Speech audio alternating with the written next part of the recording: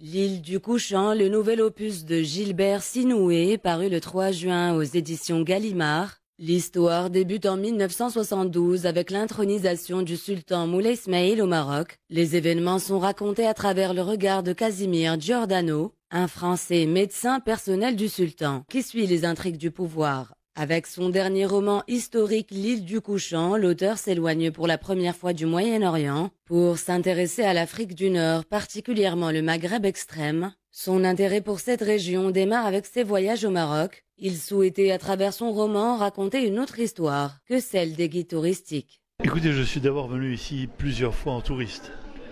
Et j'ai adoré ce pays, évidemment, comme la plupart des touristes qui viennent au Maroc. Et puis j'ai rencontré des amis marocains qui m'ont parlé de leur pays, de votre pays. Et plus on m'en parlait, plus je me disais, tiens, mais ça a l'air absolument fascinant, je ne connais rien de cette histoire.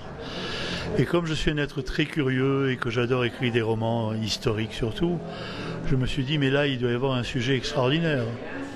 Et j'ai commencé mes recherches. Et plus je cherchais, plus je trouvais que c'était... Je compare ça à Tolstoï, Guerre et paix.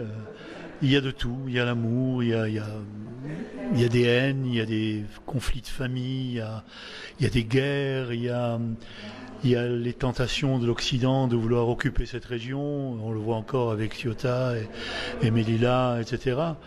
Et donc voilà, à ce moment-là, je me suis dit, tiens, je vais raconter une autre histoire du Maroc que celle des guides touristiques.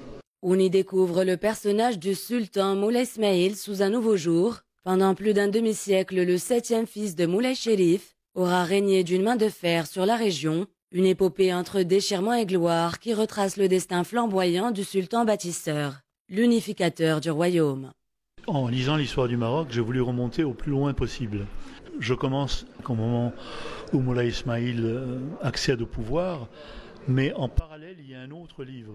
Il y a l'histoire des Berbères, et que je trouve absolument extraordinaire, parce qu'il faut accepter l'idée qu'ils étaient là, depuis la nuit des temps, qu'ils ont subi l'occupation romaine, byzantine, et enfin la conquête arabe.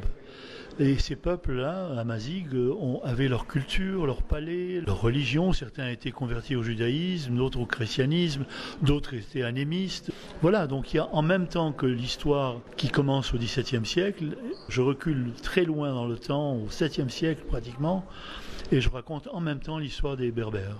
Et les Arabes marocains ont aussi leur tradition, leur langue et leur vécu, mais c'est un seul peuple, je ne vois pas de différence entre les deux. L'île du Couchant est le premier volume d'une trilogie consacrée au Maghreb extrême.